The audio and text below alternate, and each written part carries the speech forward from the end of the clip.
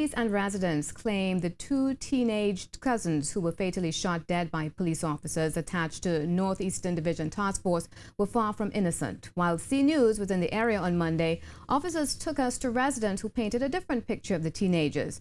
The incident has again raised questions about the police's approach to crime in at-risk communities. Peter Christopher has more. Residents of Morvant say the teens who were killed by police had been antagonizing members of the community for some time. The residents say the cousins were part of a group of 4 persons who had been targeting a man since late last year. See my brother working up there under the side, they're planning. 4 o'clock, they finish work. After 3, they done do the portfolio, so they're looking to clean up and thing. So they had the plan like is after work, they're attacking. The next 2 cousins walk down. They wait till them 2 walk down to come and pick up the last set of boulders that day. Because they said they'll cry it up for tomorrow to have an early day. So they was crying up the material as they finish early. And why is them down here? Them up there. Boom, boom, 2 gunshots we here. Relatives of the slain teens did not deny that there was a fight at Williams Hill, Morvant, before the cousins were killed. But they were certain that the boys had indeed surrendered to police before they were shot. The incident, the 10th shooting involving the police in the last month and a half, has raised questions about police's approach to fighting crime in areas prone to gang activity. Lisa De Leon Alexander, mother of 15-year-old Tevin Alexander, questioned if the protective services really were protecting the public through their actions. What advice? I've heard so many mothers and fathers cry in Trinidad for their children and advise so many different things, and none was taken into consideration. These people, you all train them and put them there to protect and serve us. And instead of they serve us, they kill us. But some Morvant residents and many people on social media believe that the police are taking the right approach. If every time it have a shooting and the police can come and deal with the criminal, I thankful for that. Even if that'll be me in crime and I do shopping and the police that deal with me, deal with the people and them, because it overbeen a little training, you know. A little training, you know. An autopsy done on Tuesday confirmed that the boys died due to multiple gunshot wounds about the body.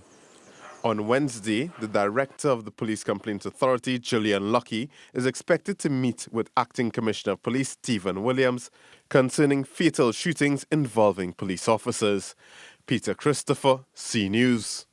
And now joining us in studio is retired police officer and former manager of the Morvant Police Youth Club, Lawrence Mark, to talk to us about how these latest killings of young lives in Morvant are affecting the residents, especially the young ones. Good evening, Mr. Mark. Now, you mentioned to us that you knew Hakeem Alexander, and we found out and saw one of the medals he had was from the Morvant Police Youth Club. Were you surprised or shocked to hear that he was killed by police? Well, yes, indeed, ma'am. I was indeed shocked because what I know of him is that he entered our 5K marathon last year and he was very successful.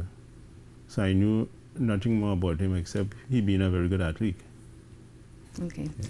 Now, you know the Morvant area very well, especially the youth. What do you make out of these latest tragedies? 4 young people, one including a child, 9 years old, allegedly be involved in criminal activities, according to police, although their families dispute these claims. What are your thoughts on these? Well, it's most unfortunate to see that these young people had to go this way. However, it leaves much to be desired in terms of the parenting skills offered to them. I believe the parenting has a lot to do with how the children are brought up. And I believe that these youth are supposed to be focused on their education, get involved in sporting activities, and probably join some of the youth organizations in the Morvant district. Now, as you mentioned that, are there how much resources are there for these young people? How do they occupy their time? Well, they have a number of playgrounds in the Morvant district, you know, and then there are other organizations that, like for example, the Sunday School and Learning Center, right? They offer some activities there on Sunday evenings. Another organization within the Morvant district that they can get involved. It's the secret, it's there. Now, do you think the youngsters in these areas are being forced into gang activities somehow? Well, I don't believe so. Because what I believe is that somewhere along the line, our educational system has failed some of them. And they need to refocus themselves through the intervention, you know, the parents and other organizations within the district.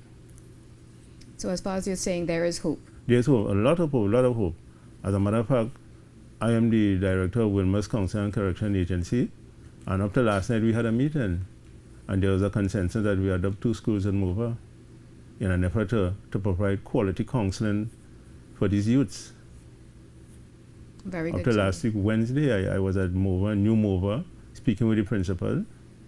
2 Thursdays ago at the Chinniper Youth Center, speaking to Trinidad music stars in terms of behavior, and you know, parents were there too, advising them how they should adopt skills in terms of training their children, so that there's a